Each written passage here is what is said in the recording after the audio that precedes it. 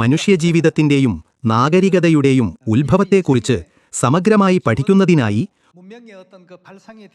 ഒരു നരവംശശാസ്ത്രജ്ഞൻ ആഫ്രിക്കയിലെ ഒരു വിദൂര സ്ഥലത്തേക്ക് ഒരു പര്യവേക്ഷണം നടത്തിയതായി പറയപ്പെടുന്നു. അവിടെ വെച്ച് അദ്ദേഹം ഒരു ഗോത്രത്തിലെ ഒരു കൂട്ടം കുട്ടികളെ കണ്ടുമുട്ടി. അവരോടൊപ്പം സന്തോഷത്തോടെ സമയം ചെലവഴിച്ചു. ഒരു ദിവസം ആ നരവംശശാസ്ത്രജ്ഞൻ കുട്ടികളുടെ മുമ്പാകെ ഒരു നിർദ്ദേശം വെച്ചു.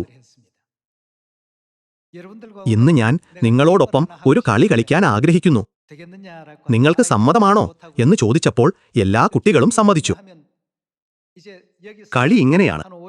ഞാൻ ഇവിടെ നിന്ന് ഏകദേശം 50 മീറ്റർ അകലെയുള്ള ഒരു മരത്തിൽ ഒരു കൊട്ട സ്ട്രോബെറി വെക്കും. ആദ്യം ഓടിയെത്തി 1ാം സ്ഥാനം നേടുന്ന കുട്ടിക്ക് ആ സ്ട്രോബെറികളെല്ലാം കഴിക്കാം. ഇതായിരുന്നു അദ്ദേഹം വെച്ച നിർദ്ദേശം. തീർച്ചയായും ആഫ്രിക്കയിൽ വൈവിധ്യമാർന്ന പഴവർഗ്ഗങ്ങൾ ധാരാളമുണ്ട്. പക്ഷേ സ്ട്രോബെറി പോലുള്ള പഴങ്ങൾ ആ പ്രദേശത്ത് സാധാരണയായി കാണുന്ന ഒന്നായിരുന്നില്ല. അങ്ങനെ നരവംശശാസ്ത്രജ്ഞൻ നിരവധി കുട്ടികളെ വരിയിൽ നിർത്തി തയ്യാറായിക്കൊള്ളുക എന്നു പറഞ്ഞ് ഓടാൻ വേണ്ടി ആംഗ്യം കാണിച്ചു. എന്നിരുന്നാലും കുട്ടികൾ ഓടാൻ തുടങ്ങാതെ പരസ്പരം നോക്കി മടിച്ചു നിന്നു. പിന്നെ കൈകൾ കോർത്തു പിടിക്കാൻ തുടങ്ങി.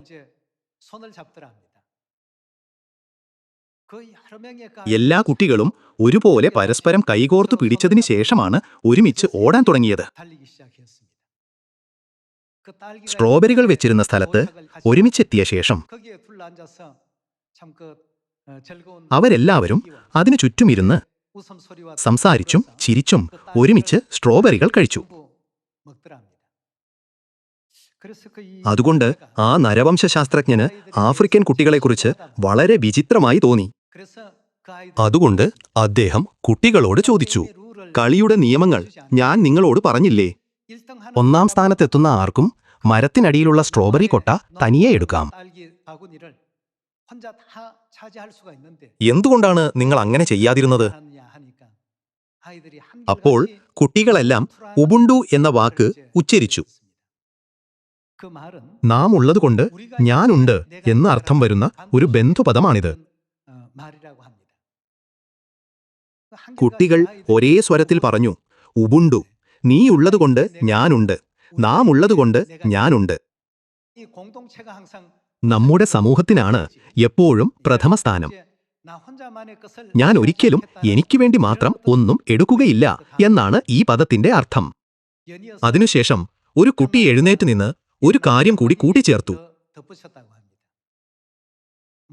ആർക്കു വേണമെങ്കിലും ഓടി 1ാം സ്ഥാനം നേടാം. എന്നാൽ ഒരാൾ വിജയിച്ചാൽ ആ വ്യക്തി മാത്രമേ സന്തോഷിക്കൂ. മറ്റെല്ലാവരും ദുഃഖിതരാകുമല്ലോ. ആ കുട്ടി കൂട്ടിച്ചേർത്തു, മറ്റെല്ലാവരും ദുഃഖിതരായിരിക്കുമ്പോൾ എനിക്ക് മാത്രം സന്തോഷിക്കാൻ കഴിയില്ലല്ലോ. തമ്മിൽ തമ്മിൽ സ്നേഹിക്കുവിൻ എന്ന ദൈവകൽപ്പനയുടെ അർത്ഥം ഈ ചെറുകഥയിലൂടെ നമുക്ക് അല്പമെങ്കിലും മനസ്സിലാക്കാൻ കഴിയുമെന്ന് ഞാൻ കരുതുന്നു.